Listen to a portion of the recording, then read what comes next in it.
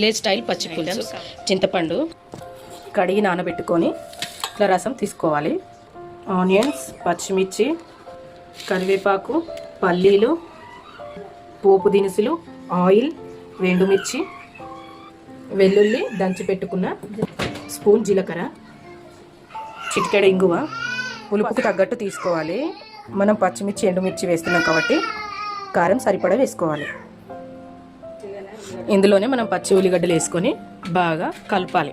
ఎందుకంటే onions taste రసంకి పట్టేసుకుంటుంది అనమాట. సరిపడా ఉప్పు ఇందులోనే వేసేసుకోవాలి.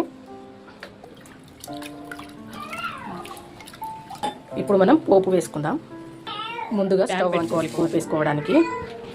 ప్యాన్ వేడయ్యాక అందులో పల్లీలు వేసుకోవాలి. పల్లీలు కొంచెం బ్రౌన్ కలర్ అంటే మంచిగా వేగే వరకు నూనెనే గోలించుకోవాలి. తర్వాత మనం అందులోనే పోపు దినుసులు వేసేసుకోవాలి. అందులోనే ఎండుమిర్చి, అందులోనే పచ్చిమిర్చి, అందులోనే వెల్లుల్లి, స్పూన్ జీలకర్ర దంచిన జీలకర్ర వేసుకొని మిక్స్ చేసుకోవాలి. అందులోనే కరివేపాకు వేసేసుకోవాలి. ఇందులో పసుపు కొంచెం ఎక్కువనే వేసుకోవాలి. ఎందుకంటే మనము పులుపు కాబట్టి కొంచెం పసుపు ఎక్కువ వేసుకుంటే టేస్ట్ బాగా వస్తుంది.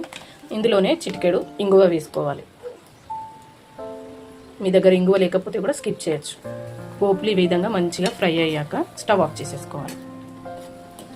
ఇందులో పులుపులోకి వేసేసుకోవాలి. చూడండి, మనం పసుపు ఎక్కువ వేసుకోవడం వల్ల కలర్ కూడా ఎంత బాగుందో. మనము ఇందులో దంచిన జీలకర్ర వేసుకోవడం వల్ల ఏమవుతుందంటే ఇది పులుపు కాబట్టి గ్యాస్ ఫామ్ కాకుండా ఉంటుంది.